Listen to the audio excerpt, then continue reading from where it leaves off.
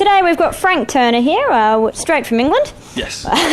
Or roughly, you went via Germany, I think. Yeah, I was in Berlin doing some press out there. Still, it's, you know what, last time I was in Australia, I came from the west coast of America, and that was easier in terms of dealing with jet lag and stuff. It's been pretty kind of extreme, actually, this time around. But I'm getting there. I'm beating it. Damn it, it's happening. Yeah. So, do you usually go relatively well on planes? Or? Yeah, I'm fine on planes, and I mean, I fly backwards and forwards between the UK and the US, for example, quite a lot. But it's just, I've never done more than an 8-hour time difference before. Ah, okay. And this is like 10 or 11 or something. Yeah, so it depends. Yeah. It's pretty, wow. Yes, shall we yeah. say. But I'm getting there. I'm not dead yet. So you're enjoying our weather then? Yeah. I feel a bit like I've been cheated. Do you know what I mean? This isn't what it was like in the brochure. And I don't know, to be honest, I feel kind of at home when it's cold and raining. It's sort of like, this is my kind of territory. Yes, so, yeah. Better than being too hot, I guess. So. I don't know. It's kind of, it's always, being an Englishman, it's always kind of like a treat to me to be able to go out of the house without a jacket on, do you know what I mean? And it was pretty sunny in Sydney the other day when I was there, so that was good. Mm-hmm. Thumbs up. Yes. No. If you had the choice of anywhere you could live in the world, where would it be? Well, I've kind of got 3 answers to that question. Mm-hmm. Part of me is, I'm very keen on Winchester and the place that I'm from. It's a lovely part of the world, and I definitely want to spend time there in the rest of my life, kind of thing.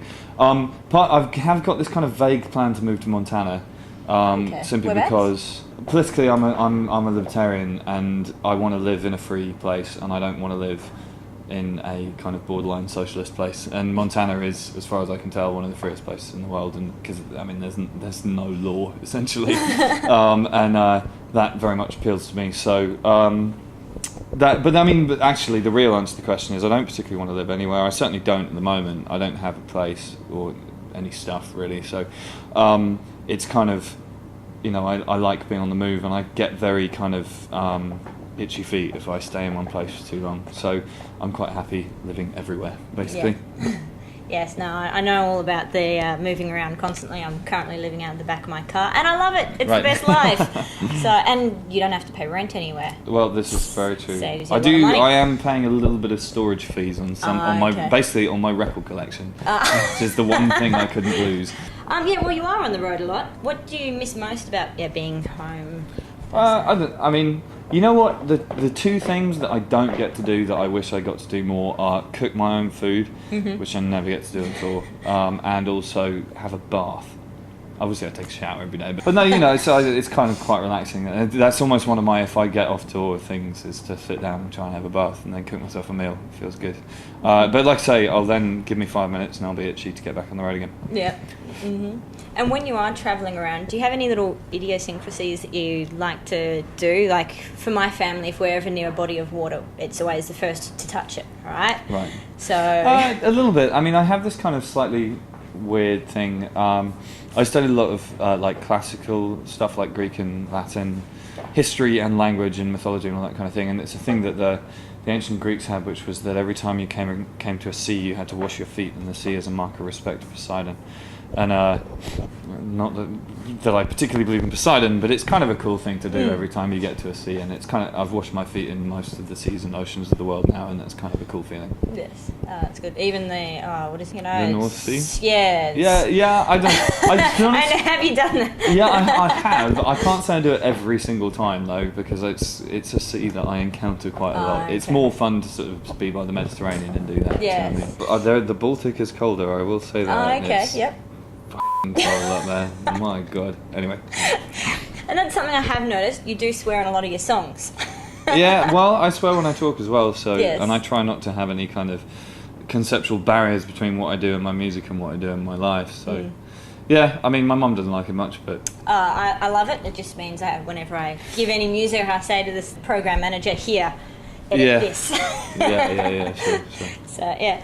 And well, that's the only thing I really do complain about your music. It's too short. Your songs, they're just you want more. I feel like a lot of my songs are too long sometimes. You know, some of my favourite songs are like, I mean, if you listen to the early Black Flag stuff, all the songs are under a minute long, you know, and they say everything that needs to be said about their chosen subjects. So I sometimes feel like if my songs are like 4 minutes long, I must be blathering.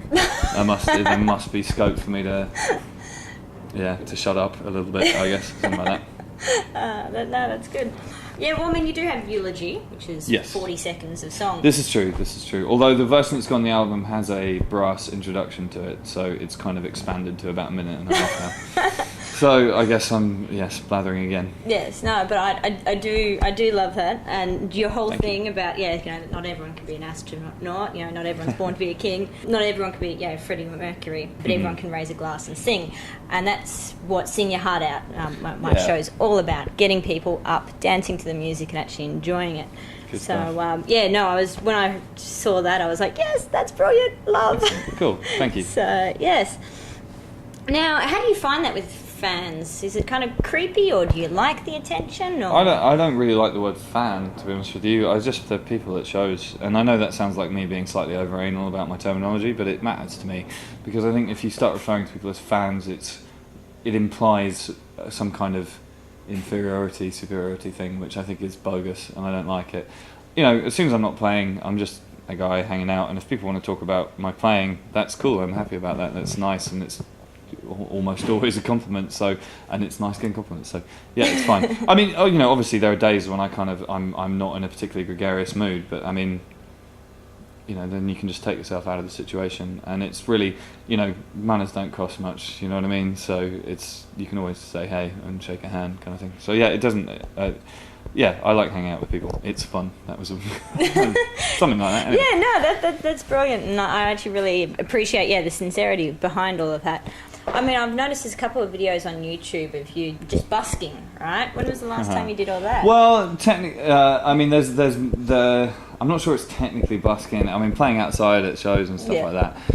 I don't know. I did a bit of busking, as in playing covers for change in the street kind of thing when I was younger, but I haven't done that type of busking for a long time, to be honest with you. Although, actually, funnily enough, my mum heard somebody busking some of my songs in Winchester the other day in this exact same place where I used to busk other people's songs when I was a kid, and that made me feel really good. That made me feel like kind of things are coming good in life. But I don't know, to be honest, it's like the reason I do the job that I do is because I love to play guitar and sing, and sometimes I feel like there are some artists out there and you look at them and it just seems like they're interested in doing anything except actually playing, which to me is just a bit of a shame because I just like to play, and it's pretty uncomplicated desire, and if people want me to play some more songs out in the street, if I'm not completely tired, I'll probably say yeah, because I like playing. You have been into music and been playing since I think 12, as I saw, thereabouts, in bands and stuff. Yeah. What was the first instrument you played?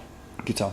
Well, actually, hold on. Technically speaking, I had piano lessons when I was a kid, but I wasn't any good. Yeah. Once they start putting in the second hand, it just Well, it's just funny actually. I mean, there's an argument to be made that my entire career is one attempt to prove my piano teacher wrong, because she actually told me that I wasn't cut out for playing music and that I should do something else in my life. I mean, in fairness, it's because I never ever practiced, because I was playing music I didn't care about. I think, and it was very shortly after that I kind of really started getting into rock and roll, and as soon as you've got music that you actually love and that you care about, then it's not really, it's not practicing, do you know what I mean? It's just playing. So yes, it's one giant attempt to prove Miss Tritton wrong. Oh, you even remember her name? Oh, she was a wonderful human being, I'm sure. Yes, no, I remember being at my piano teacher's and bawling my eyes out, going, "It's not my fault. This hand doesn't move the same as the other one." Yes, and so you play a little bit of piano then, and guitar. What else? Well, stringed instruments, mandolin, banjo, stuff like that. Kind of if you play guitar, it's pretty reasonably similar technique and stuff, bits and bobs here and there. I did used to play drums, but I've kind of forgotten how now. So. Right. And if you could play any instrument that you wanted to, what would it be? I'd love to play piano better than I do. I'm kind of annoyed with myself that I'm not better at the piano than I am. I'm really not very good. So. And I guess you probably don't have much time to actually try to go back and learn. I mean, no, not right now. Yeah, you've done 24 shows in 24 hours, which I'm very similar. I always going, running constantly non-stop. I don't believe in spare time. Just you should enjoy what you do, and that's, you don't need hobbies then per se. But do you actually ever get much of a chance to stop along the way, or? Not really. I don't know. I mean, I guess I could do if I wanted to, but I just don't really want to, so it doesn't arise. Yep, cool. Well, thanks for that, because I really appreciate you are It's so my busy. pleasure. Yes. My pleasure. Cool.